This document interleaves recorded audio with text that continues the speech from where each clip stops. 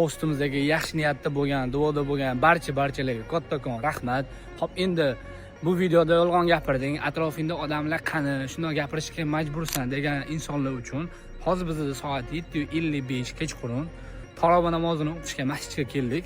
Bu masjid Dubay markazlaridan birida joylashgan. O'zingizlar hozir ko'rib baho bering. Turganingizda hamma yo'q probka.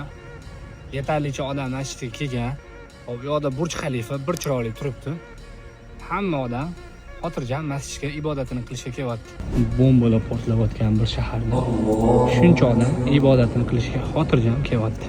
Alhamdulillah biz taroveh namozini o'qib oldik. Ko'rib turganlaringizga hammasi bizda joyida. Endi bomba tushgan joylarchi degan insonlar uchun bizani kuzatib boringlar. Ertaga Xudo xolasa o'sha bomba tushgan hamma lokatsiyalarga borib, bitta-bitta sizlarga videoga olib ko'rsatib beramiz.